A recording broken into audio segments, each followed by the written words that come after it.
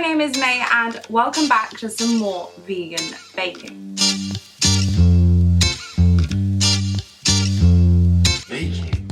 Baking! Yeah! Today we're going to be tackling the chocolate chip cookie. Ooh! Ah! Easy, right?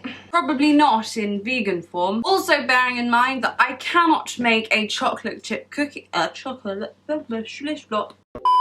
Bearing in mind I cannot make a chocolate chip cookie anyway. My baking talent's more lie in cakes.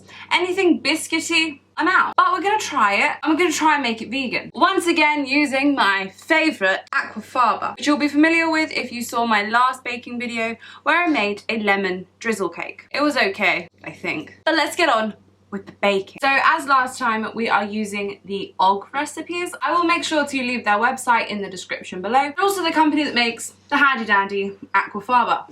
Still don't know what it is, but shake well before use.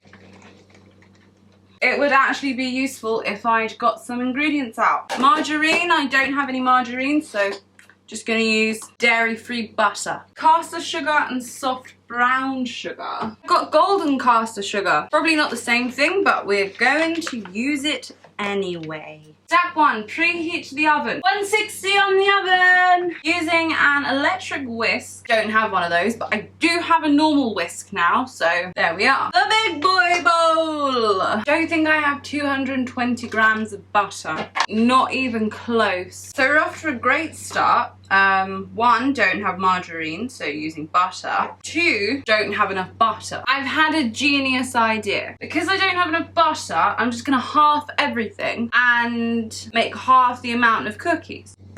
Big brain maneuvers. 120 caster sugar, 120 brown. Half of 120 is 60. Look guys, didn't say I was good at baking, and I didn't say I was good at maths either. And then whisk.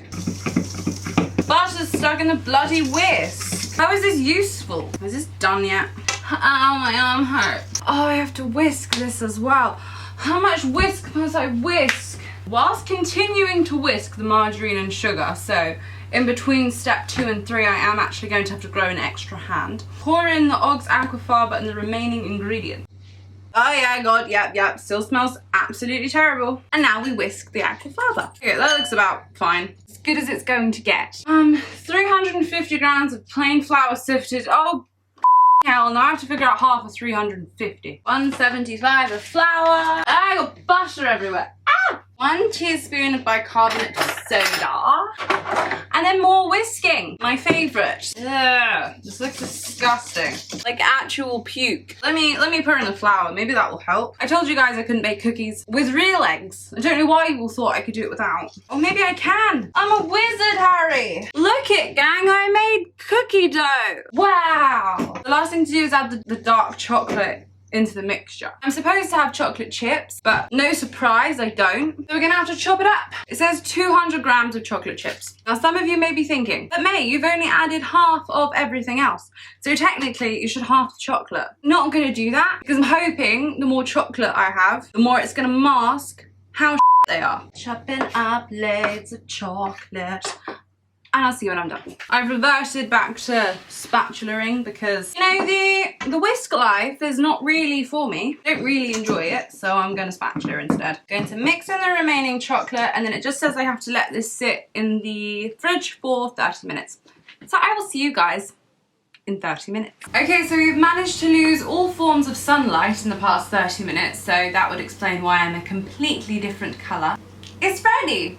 So now the most difficult part of making cookies is transferring cookies onto baking tray. It's telling me to use 2 teaspoons to pick it up and mold it into golf balls, whatever the that means. But I'm not going to do that. I'm just going to use my hands. So we take some cake mix. Maybe the teaspoon idea is an actual good idea. I'm going to do that. Ah, I don't need to like mold it into perfectly round golf balls. Do you think that's the same size as a golf ball? So there are my golf balls. Please bear in mind that I actually have no idea how big a golf ball is, but I did my best. Okay, so I got 6 little cookies on my cookie baking tray. Now we just stick them in the oven for 10 to 12 minutes and hope for the best. They're ready! They actually don't look too bad. This one has some severe burning and this one got a bit mangled by the baking paper. But they look like cookies, that's for sure. While these are cooling, let me tell you a story about how they were only supposed to take 10 to 12 minutes. They took about 25 and me turning the oven all the way up from 160 to 200. So unless I read the oven temperature incredibly incorrect, which I probably did. Surprisingly, you did not. I'm as shocked as you are. They took forever. So long in fact, I've stopped to have a glass of wine while I wait. So I do still have a whole batch of cookie dough in the fridge, but I've only made 6 because I'm going to save the rest for my brother because he's vegan and I'm sure he'll enjoy them. Maybe. But let's do a taste test. So I brought in my boyfriend to come and try the vegan cookies. I know you've never seen him before, but this is Tom. Oop. Oop. Have a vegan cookie. They're not bad at all. I've burnt them a little bit.